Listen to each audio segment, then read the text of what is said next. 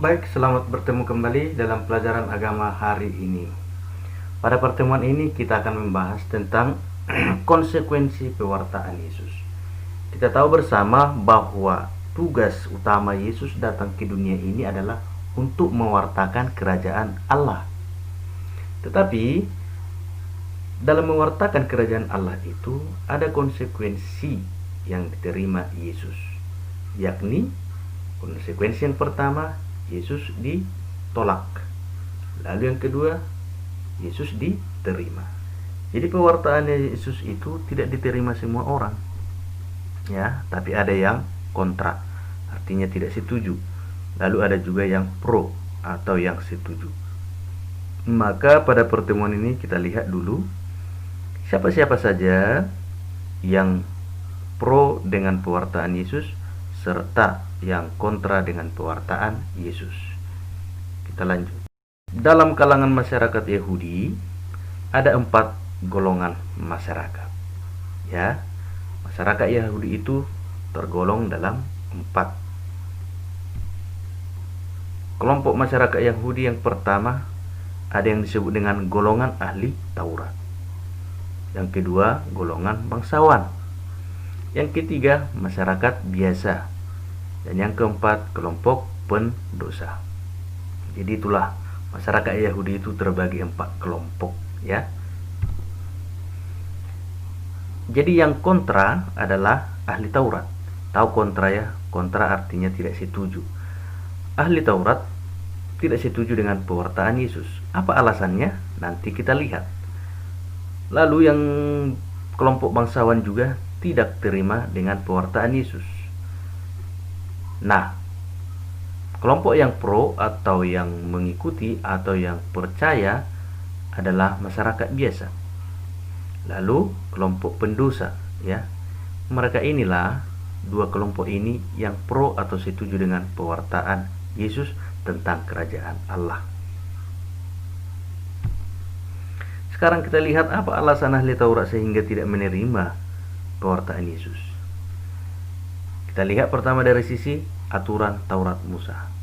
Dalam banyak hal Yesus melanggar Taurat Musa. Ingat, ya, mereka ahli Taurat. Tetapi Yesus sering melanggar apa peraturan yang ada dalam Taurat Musa.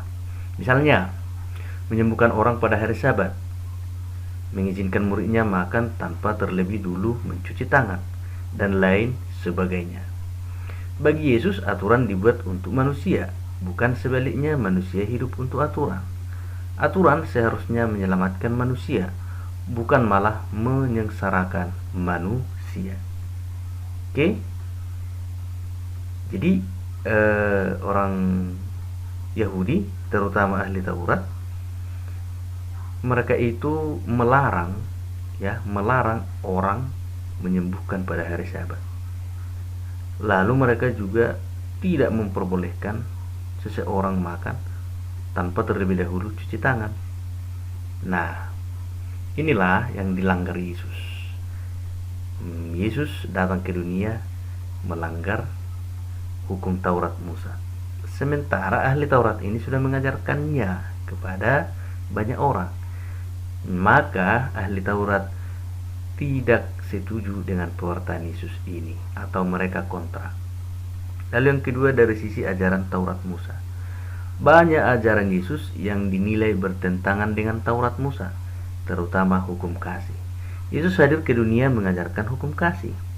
Sementara ajaran Taurat Musa yang diwartakan ahli Taurat ini adalah menerapkan balas dendam. Kita masih ingat, ya? Gigi ganti gigi, mata ganti mata. Jadi unsur balas dendam. Sedangkan Yesus adalah kasih. Ya. Kalau pipi kananmu ditampar, berikan lagi pipi kirimu. Terbalik. Kalau pipi kirimu ditampar, berikan lagi pipi kananmu. Artinya tidak ada balas dendam. Jadi itulah bertentangan sehingga mereka menolak pewartaan Yesus. Lalu dari sisi popularitas Yesus, kalangan ahli Taurat iri dan takut akan kepopuleran Yesus. Ya, Yesus populer, terkenal di mana-mana, banyak pengikutnya. karena Yesus sanggup membuat mujizat-mujizat dan juga penyembuhan-penyembuhan sehingga orang banyak yang tertarik. Nah, melihat banyaknya pengikut Yesus, ahli Taurat takut tidak ada lagi pengikut mereka. Itulah salah satunya. Lalu keempat, dari sisi pribadi Yesus yang berani. Kebencian ahli Taurat semakin bertambah karena Yesus secara terang-terangan mengkritik mereka dan bahkan mengatakan mereka sebagai keturunan ular beludak, yang juga diumpamakan sebagai kuburan putih. Tahu kuburan ya?